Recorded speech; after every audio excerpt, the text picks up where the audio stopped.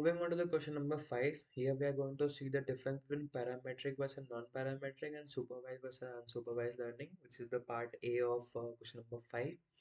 So parametric models assume, let's assume a fixed number of parameters and a specific functional form. They are simple, they are fast, and need less data because the structure is predefined. And some examples of parametric models are linear regression, logistic regression, and naive Bayes theorem. And then non-parametric models do not assume any fixed shape, and they are more flexible compared to the parametric functions. And we can learn complex patterns from non-parametric models, and their complexity grows with more data. So the complexity of non-parametric models grows with the more data we provide it. Okay.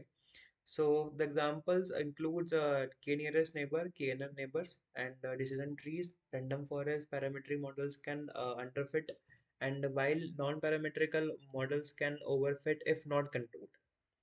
So moving on to the supervised versus unsupervised learning. Supervised learning uses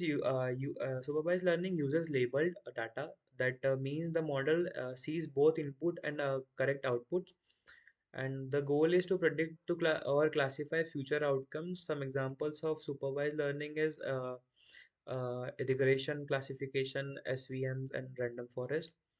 Unsupervised learning uses unlabeled data. Here the goal is to discover hidden patterns or group similar data points. Examples are k-mean clustering, PCA, and the a priori algorithm. So supervised maps x to y, while the unsupervised only studies the structure of x. So now moving on to the B part of the question number 5th, where we are going to talk about accuracy, precision, recall, and F1 score. So now let's talk about evaluation matrices using text classification, tasks like spam filtering and sentiment analysis. So accuracy measures overall correctness from our exam. For our example confusion matrix, the accuracy is 70%. We calculate the accuracy by TP plus TN, true positive plus true negative upon true positive plus true negative plus false positive or false negative. And moving on to the precision, out of all prediction positives, how many were correct? This is called precision.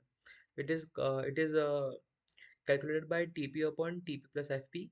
So it is important when the false positive are costly, so we have to remove it. Now moving on to the recall. Recall tells us out of all actual positive, how many were detected correctly. So it is calculated by true positive upon true positive plus false negative. So it is important when missing a positive is costly. We have to check whether it is actually positive or not. Now moving on to the F1 score. F1 score is a harmonic mean of precision and recall. So it balances it balances both, and especially when the data set is imbalanced, uh, it balances the mean and tells the uh, balanced score. Like let's take this example where the accuracy is 0.70, the precision we calculate is 0.67, and the recall is 0.80, and the F1 scores come out to be 73% or 0.73. The summary table of the matrices will be 0.70, 0.67, 0.80, 0.73. This is how we calculate accuracy, precision, recall, and F1 score.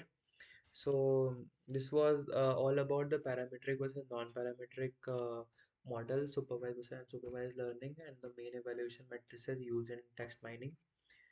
So we have completed the question number 5th, A part and B part. In the next video, we will be covering question number 6th, A and B part. So stay tuned. Thank you so much.